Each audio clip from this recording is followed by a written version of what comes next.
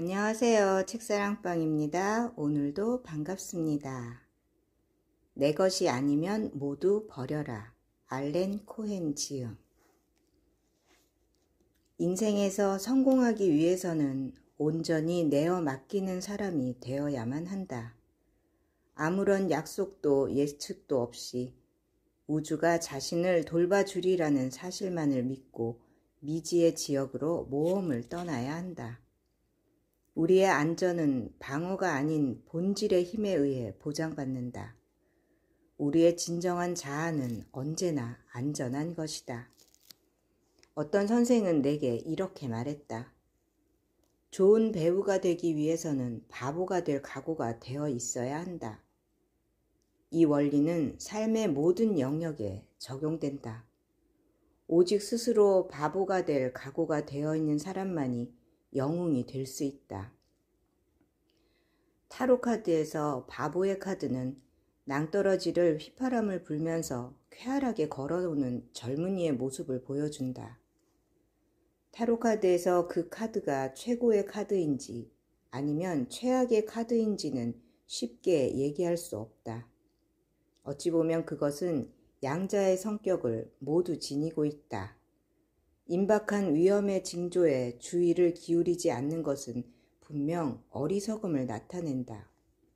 하지만 그것은 또한 내면의 안내를 따라 겉보기에 우스꽝스럽게 보이는 것도 마다하지 않는 신성한 어리석음일 수도 있다.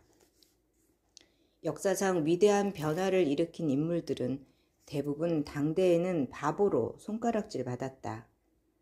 알버트 아인슈타인은 산수에서 낙제를 했고 토마스 에디슨은 13살에 전응아로 낙인 찍혀 학교에서 퇴학당했다.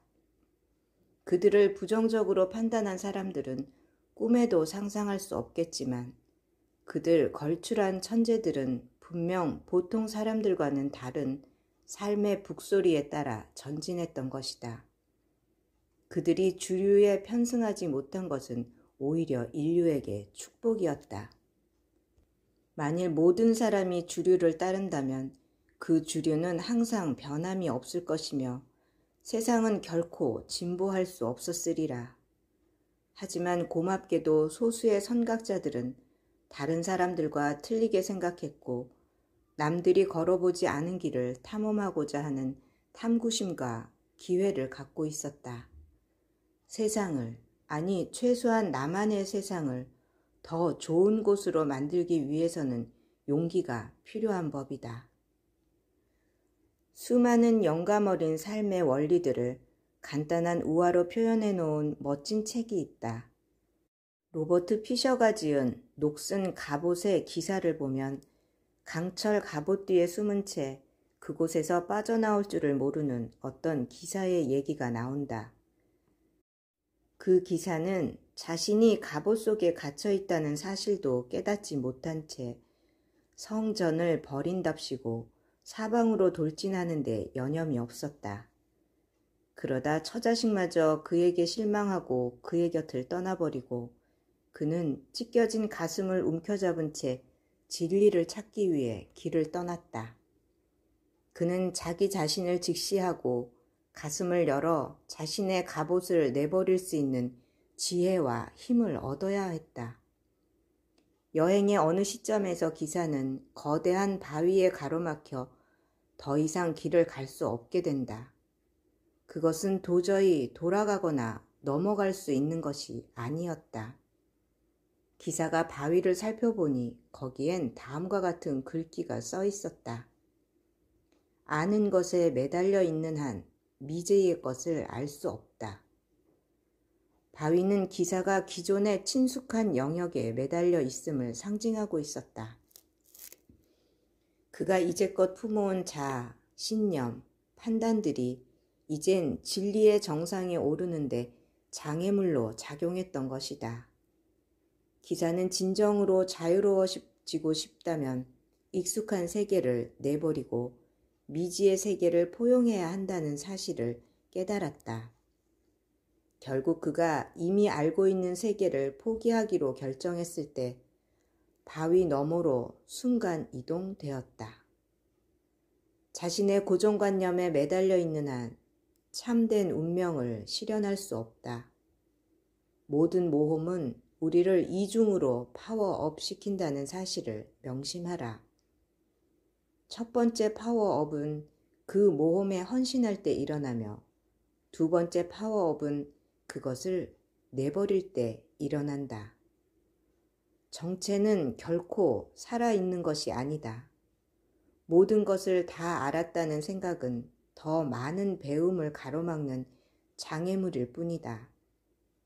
지금보다 더 많고 더 위대한 선물을 받기 위해서는 손을 비워야 한다. 세상에는 언제나 즐길 수 있는 더 위대하고 풍성한 사랑이 기다리고 있게 마련이다. 고대의 중국인들은 세상 이치의 조화와 완벽함을 잘 알고 있었다. 중국의 현인과 전술가들은 문제점을 받아들여 그것을 자신들에게 유리하게 만드는 방법에 정통한 사람들이었다. 그들의 문자 자체가 이러한 의식을 반영하고 있다. 한자에서 위기란 위험과 기회란 말에 조합이 된 것이다. 다시 말해 위험에는 삶을 보다 풍요롭게 만드는 변화의 기회가 뒤따른다. 위험은 단순한 위험이 아니라 위대한 삶으로 들어가는 입구인 것이다. 모든 위험은 환상이다. 우리가 그 어떤 일을 한다 하더라도 우리의 신성한 본질을 결코 잃어버릴 수 없다. 우리가 잃어버릴 수 있는 것은 껍데기에 불과하다. 때때로 우리는 사물, 사람, 그리고 사랑을 잃어버린 것처럼 보일 수 있다. 그래서 우리는 세상의 보물들을 지키기 위해 죽기 살기로 애를 쓴다. 그런 사람들은 예수의 충고를 기억해야만 할 것이다. 너희의 보물을 좀이 먹거나 녹이 슬지 않고 도둑이 뚫고 들어와 훔쳐가지 못하는 천국에 쌓아두라. 예수는 잃어버릴 염려가 없는 영원한 것들을 가치 있게 여기라고 말하고 있다.